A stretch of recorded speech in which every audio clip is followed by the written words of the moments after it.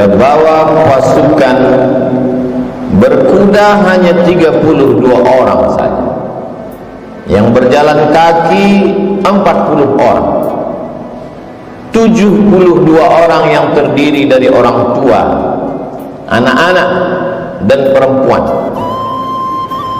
Lalu kemudian dikeroyok 40.000 pasukan. Tidak berimbang, karena bukan dua pasukan yang bersenjata. Rombongan 72 orang itu dipimpin oleh Sayyidina Al-Husain. Mengapa kita sebut dia Sayyidina? Karena Nabi yang mengatakan Innal Hasan wal Husain Sayyida Syababi Ahlil Jannah. Sesungguhnya Hasan dan Husain Sayyid, pemimpin anak-anak muda penghuni surga. Anak-anak muda yang gugur mati sebagai syahid nanti masuk ke dalam surga. Pemimpinnya adalah Sayyidina Al-Hasan, Sayyidina Al-Husain. Sayyidina Al-Hasan meninggal sebagai syahid karena dia mati diracun. Sekarang tiba giliran adik kandungnya bernama Sayyidina Al-Husain, membawa 72 orang. 32 orang yang naik kuda, yang lain berjalan kaki dengan tenang. 40.000 pasukan sudah disiapkan oleh Ubaidillah bin Ziyad. Sebenarnya Yazid tidak terlalu takut kekuasaannya hilang, tapi Ubaidillah yang saat itu menjabat sebagai gubernur Kufah khawatir kalau sampai Yazid tumbang, Husain naik, maka hilanglah jabatanku. Maka dia kirimlah panglima-panglima perangnya, Syamar ibn al-Jawshan, Umar bin Sa'ad, Zur'ah bin Sinan. Lalu kemudian Syamar berteriak, bunuh Husain. Maka mereka memenggal kepala Sayyidina Al-Husain, lepas kepala itu dari badan. Lalu kepala Husain mereka giring ke keliling negeri.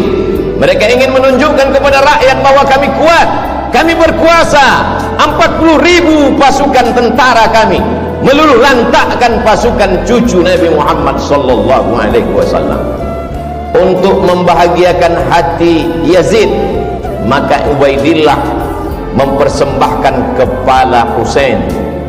Lalu kemudian di depan Yazid, tongkat pendek mereka tusuk-tusukkan ke celah bibir kepala Husain.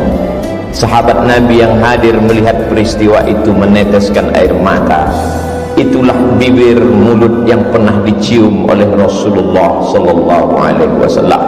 Hari ini begitu sampai hati kalian, memenggal kepalanya, menusukkan tombak tongkat pendek ke celah-celah bibir, mulut dan giginya.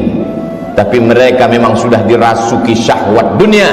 Tak ada sedikit pun takut mereka kepada Allah Subhanahu wa ta'ala. Keliling negeri mereka bawa kepala itu untuk menakut-nakuti. Memang nampak dunia seperti tak adil. Sayyidina Al-Husain punya seorang anak laki-laki. Karena cinta dan sayangnya dia kepada ayahnya, maka dia beri nama anak itu Ali. Husain punya ayah bernama Sayyidina Ali, dan dia punya anak juga bernama Sayyidina Ali. Tapi Ali tidak seperti Husain. Dia tidak membawa pasukan untuk membalas kematian ayahnya, karena dia tahu memang ini tidak berimbang. Kalau kubawa pasukan, mereka juga akan mati seperti ayahku. Walaupun mereka mati syahid, tapi korban sudah terlalu banyak, kata Ali bin Husain. Dia merubah strategi lain. Apa yang dia lakukan? Imam Az-Zahabi dalam kitab Syiar A'lam An-Nubala bercerita bahwa Ali bin Husain malam-malam berkeliling, tidak dengan pedang, tidak dengan tombak, tidak memakai baju besi, karena dia tidak membawa slogan perang. Apa yang dilakukan Ali anak Husain? Dia membawa gandum ke rumah-rumah fakir miskin. Di tengah malam dia berkeliling negeri. Dia lihat mana rumah anak yatim, dia letakkan gandum di depan pintu mereka. Orang tahu bahwa ini adalah gandum titipan Ali anak Husain. lembut hati mereka. Gandum yang mereka makan berubah menjadi darah daging. Hati mereka sudah direbut oleh Ali anak Husain.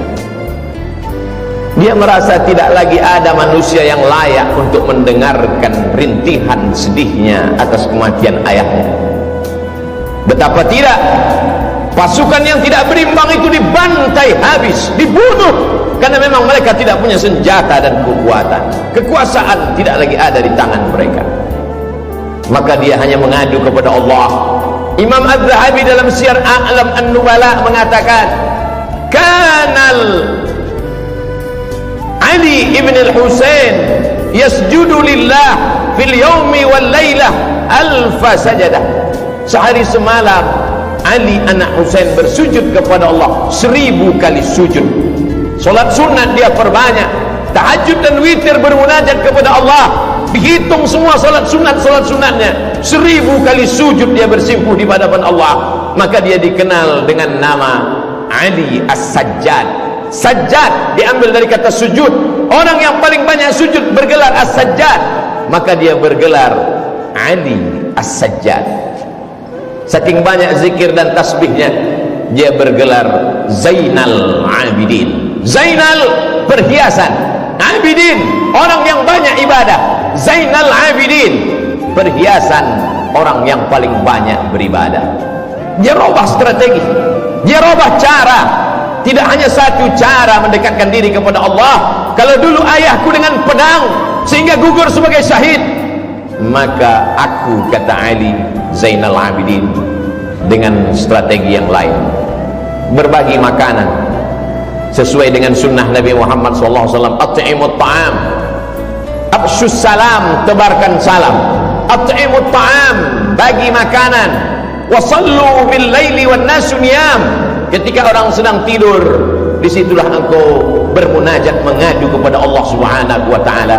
Maka dia bergelar Ali Zainal Abidin, Ali As-Sajjad, untuk membedakan dengan Ali bin Abi Talib. Ali bin Abi Talib kakeknya, Husain ayahnya. Ali As-Sajjad adalah dia, Ali Zainal Abidin adalah dia.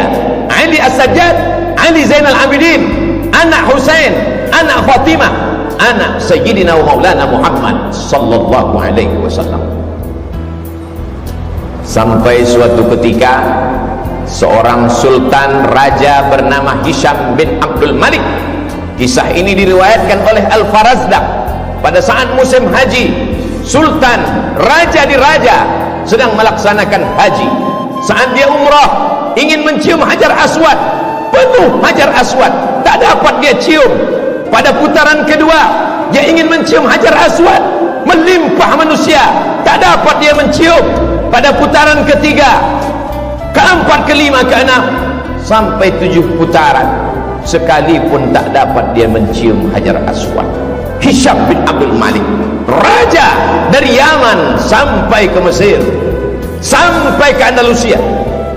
Tapi kemudian di celah-celah jamaah yang ramai itu, dia heran, ada sesosok manusia yang biasa. Pada putaran pertama dia mencium Hajar Aswad, semua orang memberikan jalan. Pada putaran kedua, orang pergi menyamping memberikan jalan kepadanya, mencium Hajar Aswad. Berbisik kata di hati Hisham bin Abdul Malik, aku yang raja, aku yang sultan, aku punya tentara, aku punya kekuasaan, mengapa aku tidak bisa mencium Hajar Aswad? Mengapa orang selalu menghalangiku? Siapa laki-laki itu yang setiap putaran dia mencium Hajar Aswad? Al-Farazdaq menjawab dengan syairnya, itulah dia, Ali anak Husain, yang ayahnya dulu kalian hantam, kalian bantai. Sekarang